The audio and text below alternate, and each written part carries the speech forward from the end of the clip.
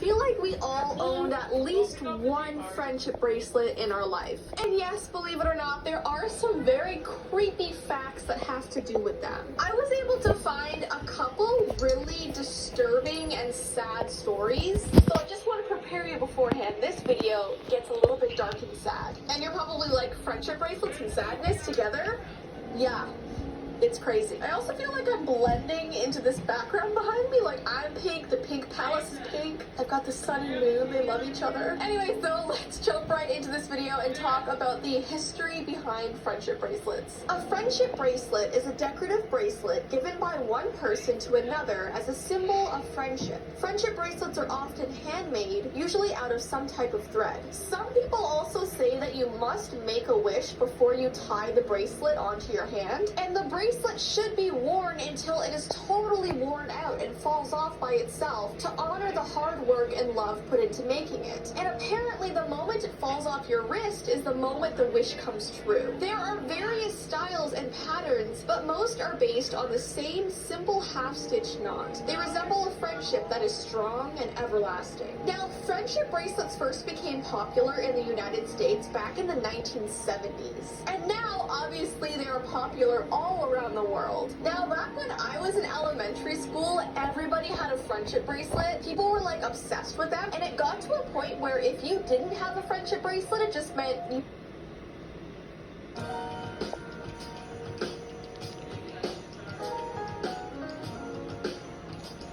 Sorry.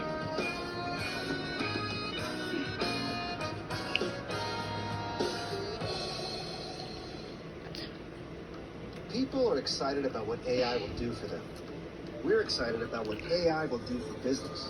Introducing Watson X, a platform designed to multiply output by training AI. Okay, I'm gonna make this when you 4 Watson minutes. X your business, you can build AI to help coders code faster, customer service respond quicker, and employees handle repetitive tasks in less time. Let's create AI that transforms business with Watson X. Watson, IBM, Squatson, Gotson.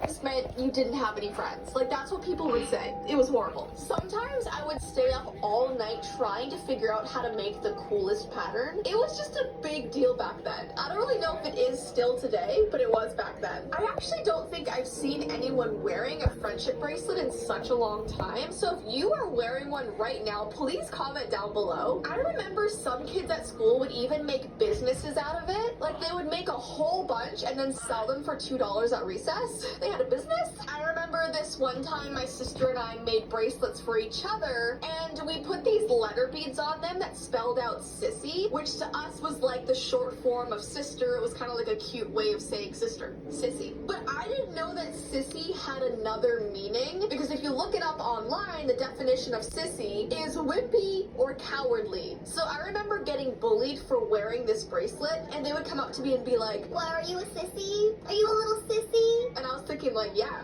I'm a sister. And I didn't understand there was like two meanings.